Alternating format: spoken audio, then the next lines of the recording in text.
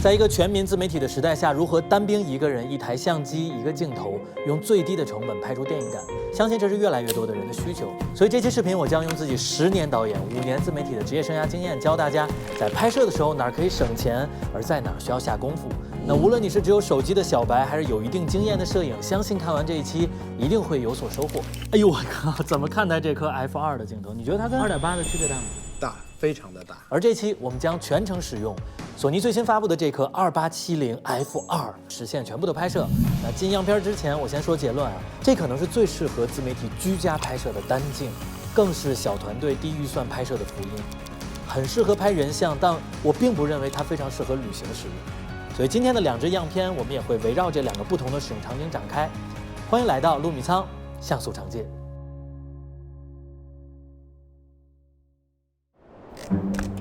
Okay, Nina, listen. Honestly, I don't care about your technique. In 4 years, every time you dance, I see you obsessed getting each and every move perfectly right, but I never see you lose yourself. Ever. All that discipline for what?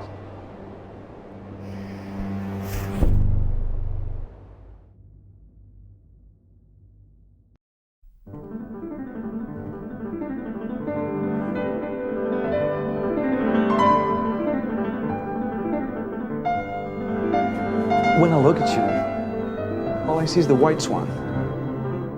But the black swan? It's a hard fucking job to dance both. All that discipline for what?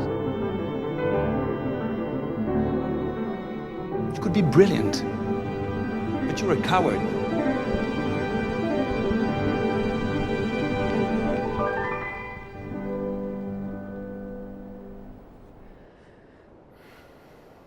Just want to be perfect.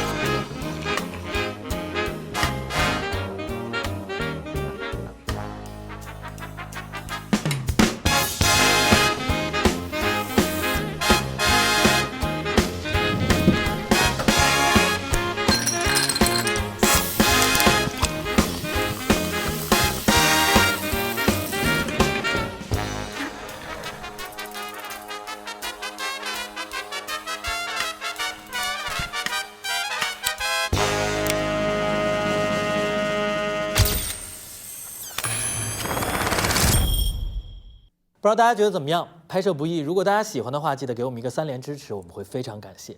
那这2支样片，第一支呢是暗光环境下动态激烈的单机单镜拍摄，非常适合小团队参考。第2支呢是有固定镜头，一个人在家就能拍。今天先教大家怎么拍第2支样片的这种感觉啊，因为这个门槛比较低。那如果后边点赞过5万的话，我可能会单独再出一条，教大家如何拍出第1条样片的这种感觉。拍我讲。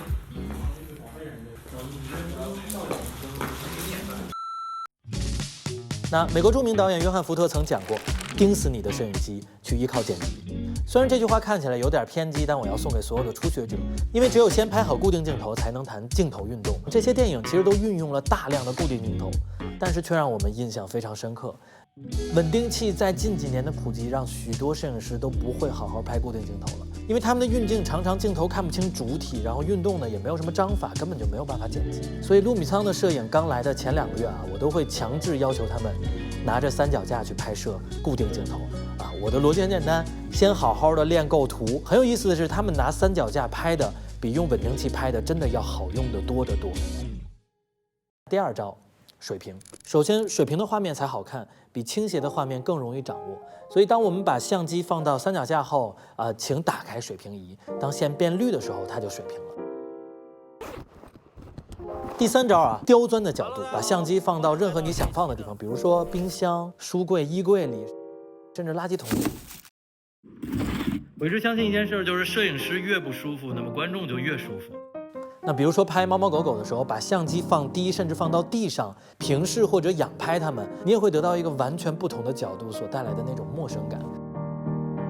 好，第4招，用画画的思维去拍视频。现在开始，请把你们的每一个镜头都想象成一张空白的画布，那里边的每一个元素都是你拿进来的，而不是你去掉的。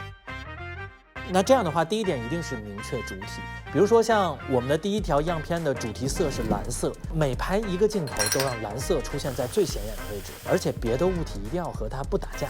比如说我们把它放在白色的背景里就会很舒服。我不录了。好，第5招，照片和视频最大的区别是什么？就是视频会动。那如果家里有小猫的人一定知道啊，猫咪是很专注的会凝视会动的东西的，我们人也一样。所以当我们的相机不动的时候，我们需要的是让画面中的元素动起来，来让观众有看下去的耐心。让画面动起来的方法有很多，可能是我们入画的动作，比如阳光透过了树叶，风吹草动，逆光的时候水的波纹，甚至是定格动画，或者是利用焦点的变化。当然，一颗好的镜头也能给画面提升带来非常大的质感。那如果以前我们要拍到样片中的那种画面，是需要不同焦段的定焦镜头的，而这次我们只用到了这一颗索尼2870 F2。那接下来我们就来聊一聊这几天下来的使用体验。哎呦我靠，怎么看待这颗 F2的镜头？你觉得它跟2.8的区别大吗？大，非常的大。你觉得这一档光的意义在哪？就是一档光嘛，一档光就是一档光。这个问题的关键是要找到关键的问题。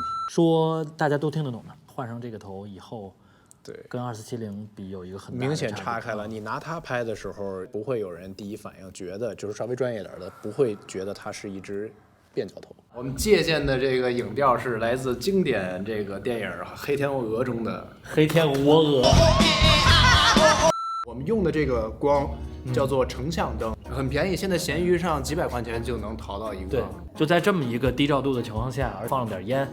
你刚用了2470跟这个2870，差别挺大的。2870能给到的氛围更像定焦头。是的，我换2470，我感觉我拿的是一个 BTS 机位，一个花絮机位。是的，因为本身咱们这个景不是那种特别精致的景，对对对，实际上就很多地方都有穿帮和瑕疵，所以就需要大光圈、前景深去把这些东西给弱化掉。所以像这样的一支变焦镜头可以当多支的定焦镜头来使用，而且当光圈开到最大的时候，实测下来我也很震惊，和 G Master 35 1.4。50 1.2开到 F2 的时候的清晰度是差别不大的，眩光和紫边也不明显，氛围感跟画质你可以给个几分？5分满分的话，给5分呗。好，接下来聊聊对焦。那极限的暗光低照度下拍芭蕾舞这种高速运动的视频，基本上没有丢焦的情况。当你开到 F2 的时候，高速运动时候丢一点，但马上就能找回来。那我在家自己拍视频的时候，全程基本上也没有因为焦点发过愁，而且在对焦的过程中没有抽搐，对焦马达基本上你也听不到任何的声音。镜头的呼吸效应控制得非常的好。官方说2870的最近对焦距离，无论是28还是70，是全程38厘米。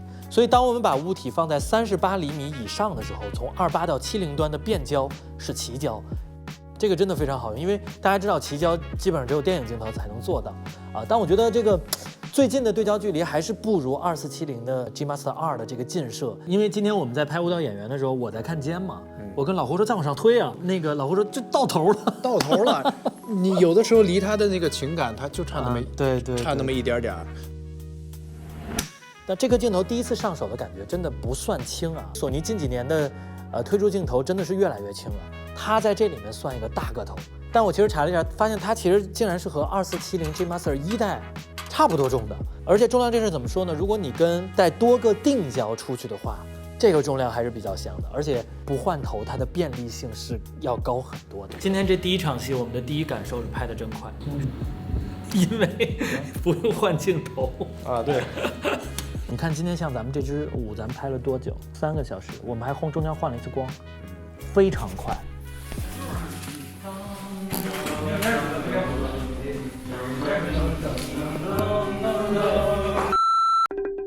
我们来聊聊你用起来哪儿比较舒服，然后哪儿比较难受。舒服的就是它的变焦形成很紧它在凑。稳定器上的时候，直接就超稳定器都不需要调平。难受的呢？这个头上稳定器简直是太沉了，我真的不想用它上稳定器。因为这会有一个问题，就是说2470。能刚刚好匹配大疆的 mini 那款稳定器，但是你上这个头，这没戏。这你选用的稳定器一般会比平时选用的 mini 的稳定器要沉很多。焦段最广只有28，就注定了其实它不太适合在一些狭小的空间里面去拍摄，比如说小房间、汽车里面这些地方就会比较的局促。但其实啊，我更受不了它的，你知道是什么吗？口径，它的口径是86毫米。然后这个86就很尴尬，因为我之前买过所有的那些滤镜，最大的就是80毫米，而且这些滤镜都非常的贵，一块 Peter McCann 的那个 ND 要3000块钱。